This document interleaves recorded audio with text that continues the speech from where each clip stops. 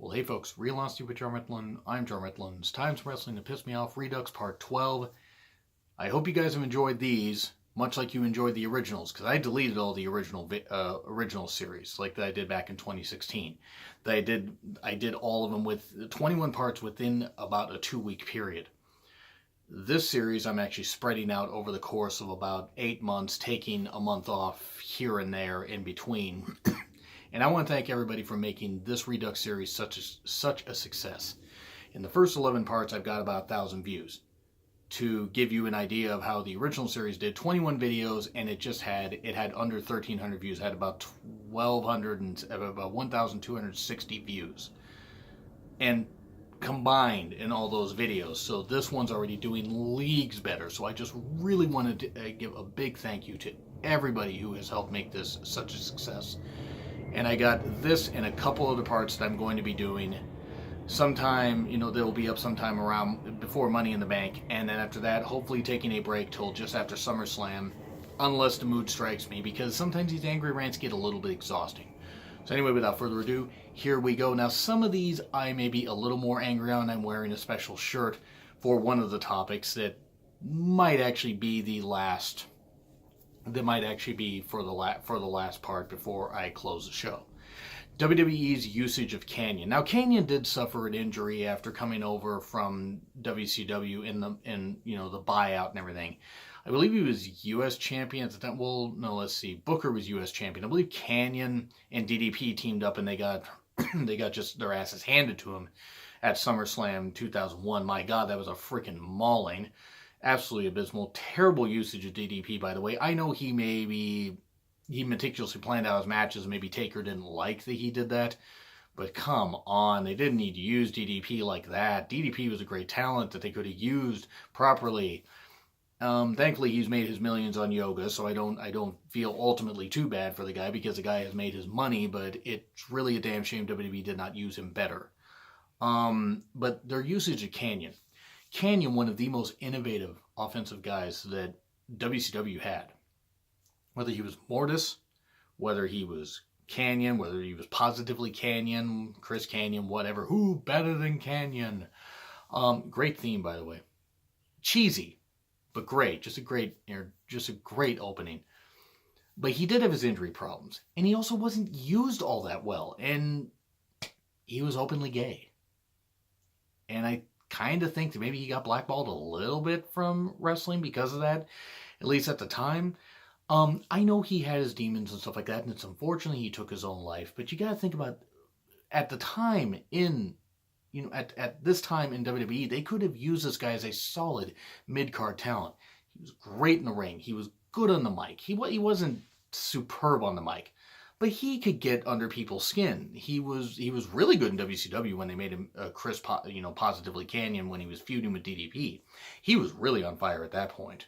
Even if some of the stuff wasn't necessarily too believable because you knew they were great friends, Kanyon made it as believable as he could and did the best he could. But I think he had a knee or a neck injury. And no, Rhino had the neck injury. I think Kanyon had a knee injury of some kind. But he was kept off TV for most of the time. I mean, any time that he made appearances, I think were on house shows or very brief appearances. And one of his last appearances in WWE, at least on TV, was he was in a gift box that Big Show had, and they had Kanyon dressed up like Boy George. Because Canyon's gay.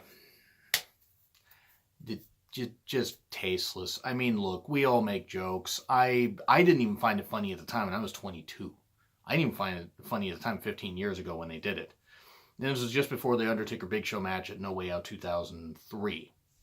Just before Mania 19, where they had Undertaker beat Big Show in A-Train with Nathan Jones helping. That somehow didn't lead to a DQ loss for Taker, whatever, doesn't matter. And Kanyon getting beat, he was in all that, makeup and stuff like that, and dressed and doing goofy singing and stuff like that. He was supposed to be like a singing telegram.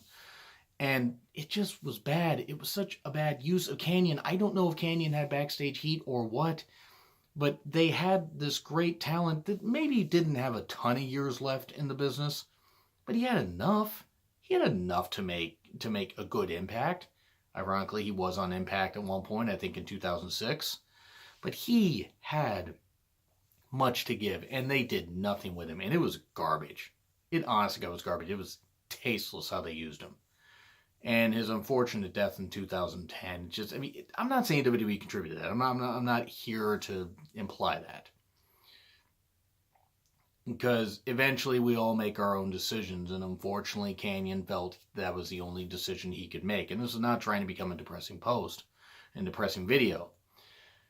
But you have to wonder, just his time in WWE, did that just depress him even more? And it's a shame, because he had a ton to give, and they used him badly. It really made me mad watching him be used that badly. Not saying he would have been world champion. Should only maybe been, if they had him in 2002, like if he wasn't injured, maybe be a one-time hardcore champion, or maybe be a European champion before they retired that. Have him feud with RVD for the IC title. Something. And they just did nothing with him. And it's a shame. It's a real goddamn shame. Josh Matthews is the next one. And Josh Matthews is an embarrassment to the wrestling business. He's an embarrassment as a backstage interviewer, embarrassment as a member of commentary. He's not any good. People say, oh, he gets great heat. No, he generates go-away heat. He's not good on commentary. He's not. And I don't care, oh, he knows how to call these moves. Oh, he thinks he's the best.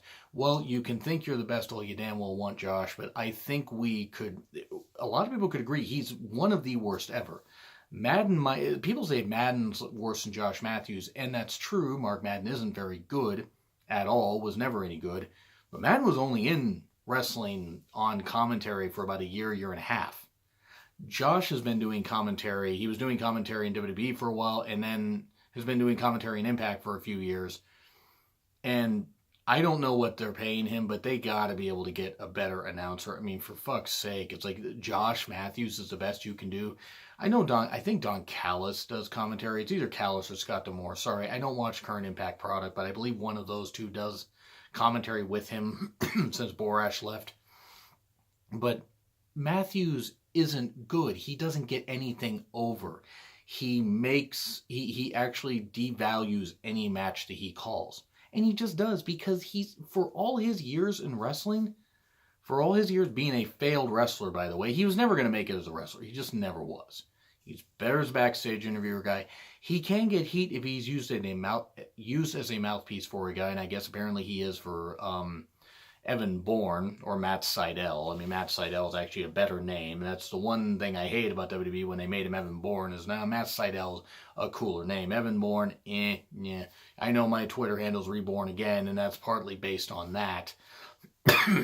But that's a Twitter handle. Matt Sydal's a cooler name.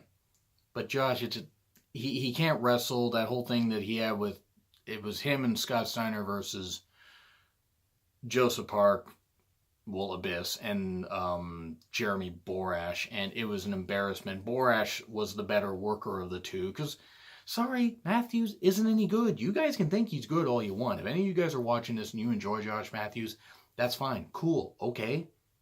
I don't get it, but whatever. We all have things we like and don't like. I don't care for the Bellas necessarily, don't hate them, but there are plenty of friends of mine that watch that enjoy the Bellas, and that's fantastic. It's great to be able to watch things and enjoy them, whether other fans do or not.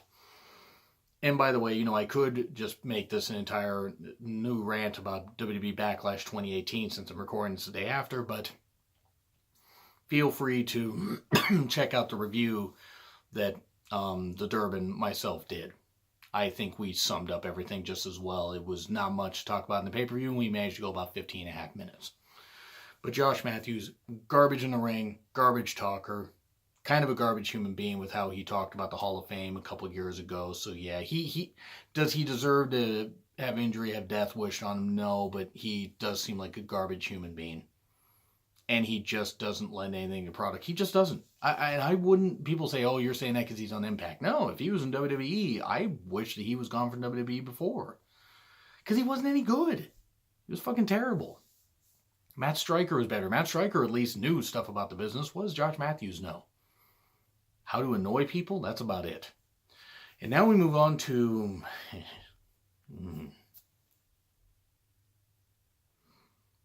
Jenna Morasca versus Sharmell at Victory Road 2009.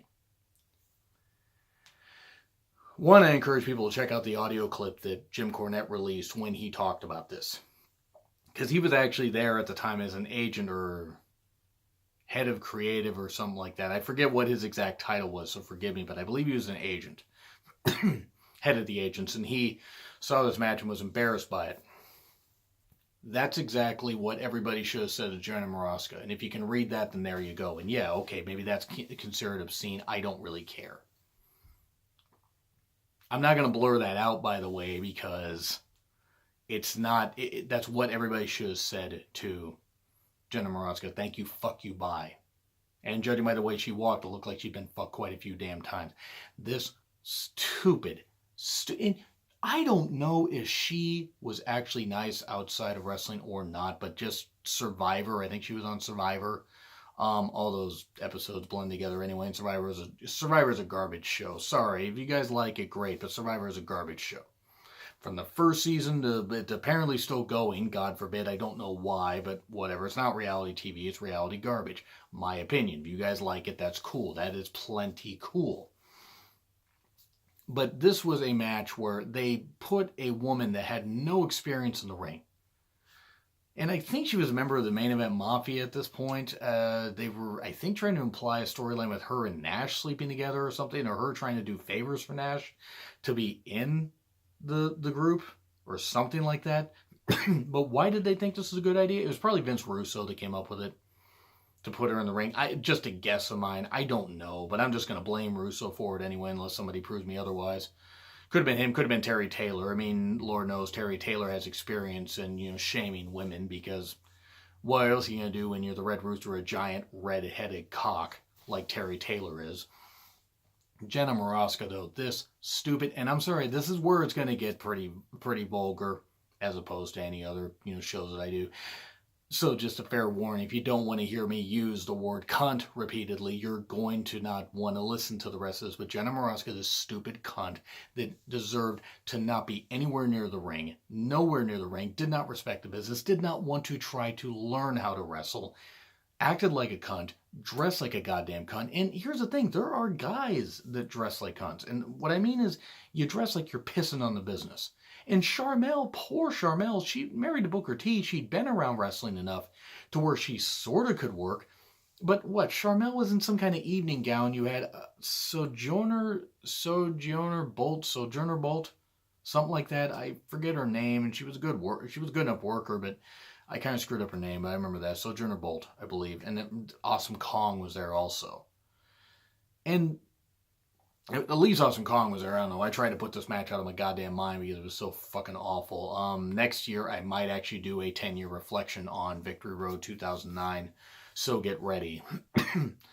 But watching this match, the match shouldn't have happened. If the match had happened, they should have just treated it like comedy. And I felt bad because Sharmell tried. Sharmell really fucking tried to make this match work. But she couldn't fucking make it work. She couldn't because no one could. Because Jenna, one, didn't want to run the ropes. Kelly ran the ropes better than her. And at least Kelly seemingly respected the business. Seemingly, because she's on good relations with the company.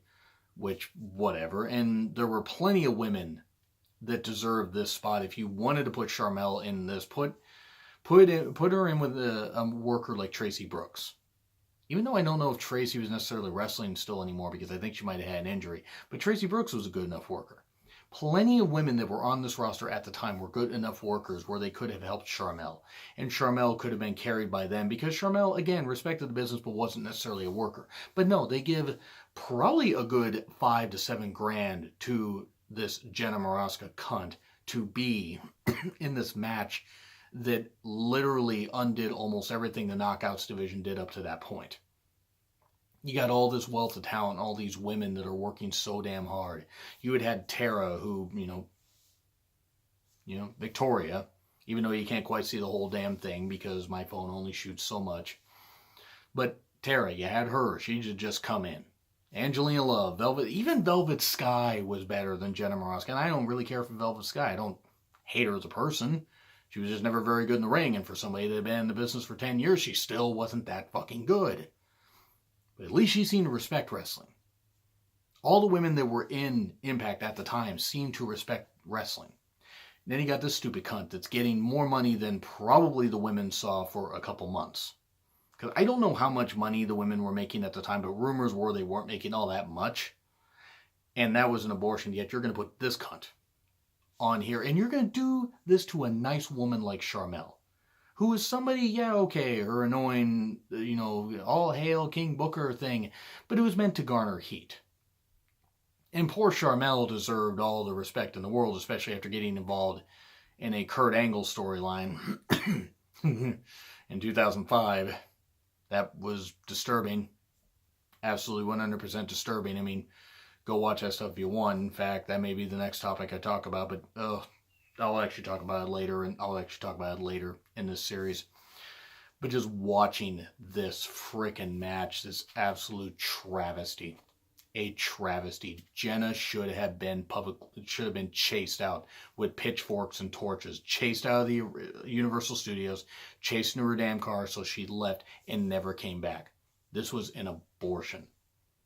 This was literally taking a fucking dumb. One, she's trying to act sexy and she's not. I have seen mannequins that have better rhythm and have better movement than she does. And mannequins, by the way, don't ever move unless people move them.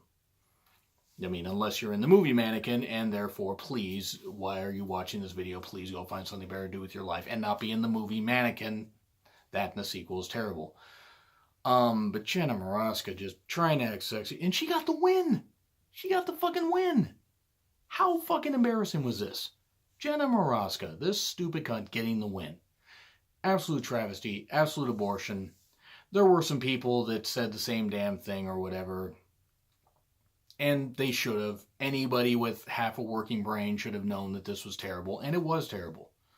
And it was an embarrassment to wrestling in general. Not just women's wrestling, but wrestling in general. But it set Impact Wrestling, their women's division, back for a few months. Because it's like, okay, you got all these great workers and you're using Awesome Kong like this. And I think that was the match. I think Gail Kim had actually already rejoined WWE. I want to say at that point. But Jesus Christ. I mean, no wonder Gail and others had left. I mean, Impact was starting to implode at that point. I still enjoyed the product from 2004 to 2009. Maybe even part of 2010 until it became the Hogan WCW show. NWO 2010, not NWO 2000. Just with NWO members that looked like they were 2,000 years old. Jenna Morasca. Absolute embarrassment. Stupid cunt, should have never been allowed in wrestling. Ever. Not at all. Not at all. And that's all I gotta say about that. In fact, I'm going to take a break here. I'm going to be done. This is part 12 over. So anyway, that's what I gotta say. Agree, disagree with what I said. Like, share, comment, subscribe. Twitter link in the description. It's been Real Honesty with John Ritlin. I'm John Ritlin with more things that piss me off. I will see you soon.